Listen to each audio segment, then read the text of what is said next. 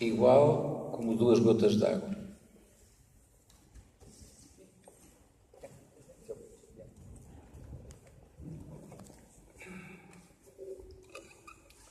Thank you, dear friends. I want to thank all the members of the Platform of Jurists of East Timor on the occasion of the 25th anniversary of its foundation.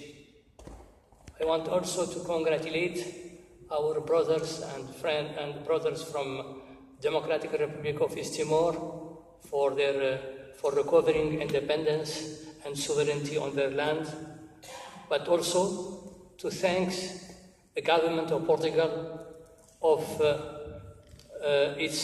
assuming its responsibility, historical responsibility, and correcting the mistake of 1975 through its involvement in favor of the self-determination of the people of East Timor. And my hope is others will follow the track of Portugal, in this case of decolonization. Dear friends, allow me to express my gratitude to our host for this timely and important conference. I am grateful for the opportunity to share the story of our people's struggle for independence and our legitimate fight to exercise our right of self-determination. For over 40 years, Morocco has illegally occupied our sovereign territory in defiance of United Nations Charter and international law, including the 1975 funding of the International Court of Justice. The court determined that no sovereign ties exist between Morocco and Western Sahara. As a result, the Sahrawi people have been denied the right to live peacefully in our own land, while being subject to systematic violation of human rights and the theft and plundering of our natural resources. For over 25 years, the Sahrawi people have been committed to a peaceful, democratic resolution to the conflict.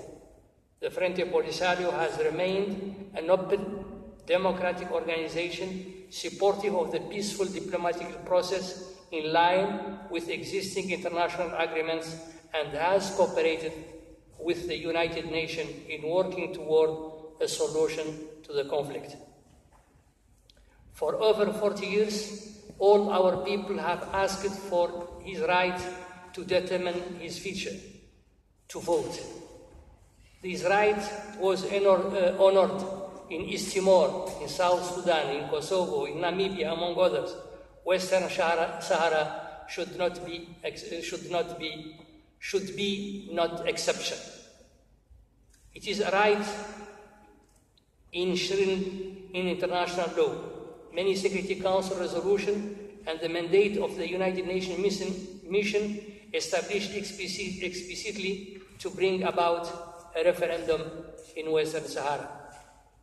Dear friends, despite the decades of hardship and injustice, we have today a glimmer of hope.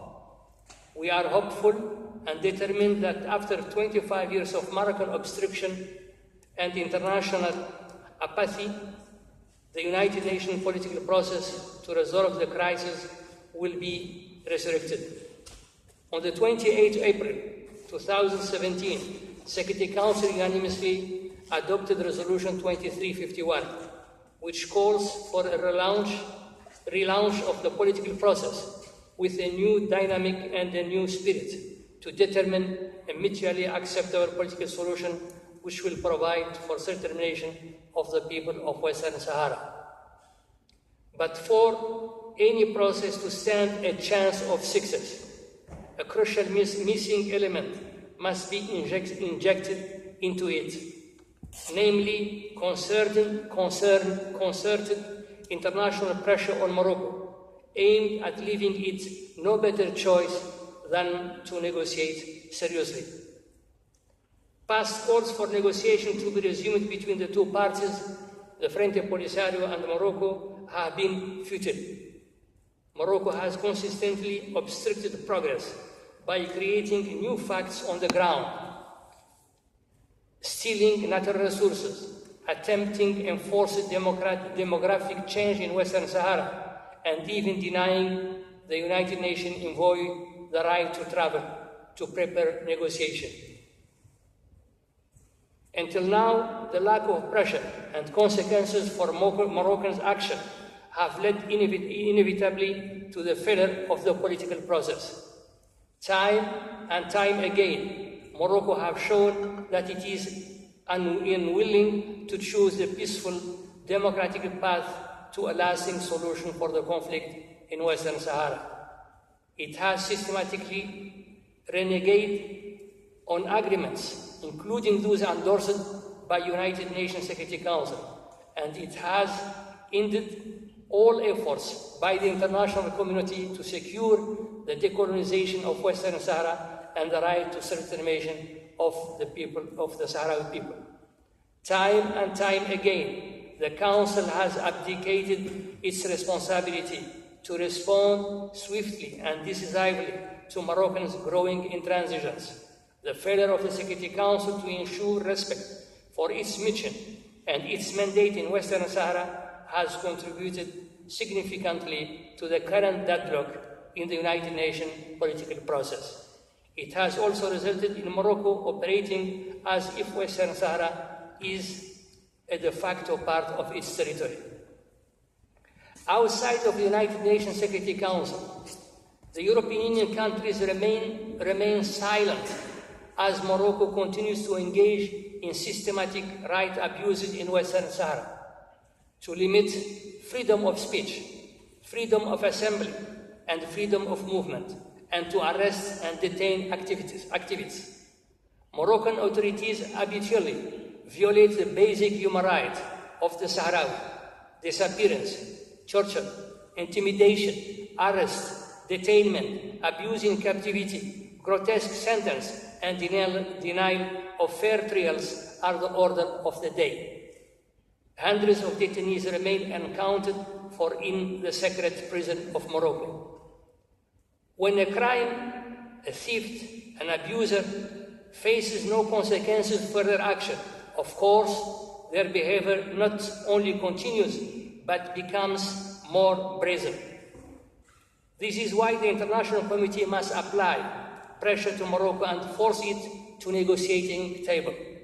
A critical source of pressure on Morocco, and an area in which recent development provides some hope, concerns the Moroccan government's illegal exploitation of Western Sahara natural resources, which include large phosphate deposit, potential oil and gas reserve, and some of Africa's richest fishing grounds. On the 21st December 2016, the European Court of Justice, in a case brought by the Frente Polisario on the European Union-Morocco trade agreement, joined the ranks of the International Court of Justice, the United Nations, and the African Union in upholding the long-standing and unequivocal position that Morocco has no sovereignty over Western Sahara. The European Court determined that the Sahrawi people have an inalienable right to self-determination, and crucially, it confirmed our right to protect it and to preserve our right and interest in the natural resources of our territory and waters. As a result of the 18 May 2017, Panama authorities detained a ship bound for Canada containing phosphate illegally mined by a state-owned Moroccan company in occupied Western Sahara. Meanwhile, South Africa authorities extended their hold on a ship containing 54,000 tons of phosphate rock from Western Sahara bound for New Zealand, pending a court decision. These seizures represent a major victory in the battle to halt the illegal exploitation of Western Sahara natural resources.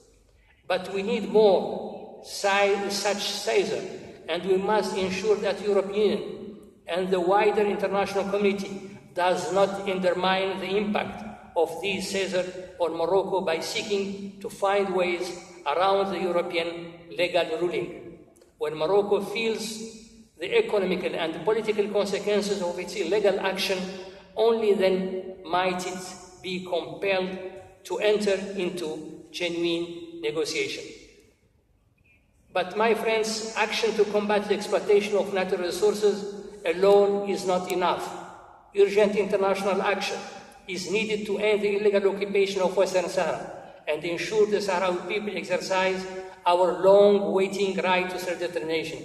We must all play a role, not just those of us engaged with international policy makers, but individual activists too. First, we must compel the United Nations to develop a roadmap, to launch a political process with a new dynamic and a new spirit, with a date for the face-to-face negotiation and the referendum of self-determination. The Secretary General must appoint his new personal envoy. Morocco has still delaying any launch of a new political action process. The European Union member states must respect the European Court ruling. All agreement concluded with Morocco cannot, do not, and shall not apply to Western Sahara or be implemented in any way that allows its territorial water or resources to be used in any way without the consent of the Sahrawi people and their internationally recognized representative, the Frente Polisario. Despite the UN failing to live up to its promises, the Sahrawi people remain committed to the peaceful path of diplomacy. We do so with the support of our many friends, like you, around the world, who believe in justice and the rule of law. Through our efforts and yours, we are confident that we will secure our right to self-determination. Thank you very much.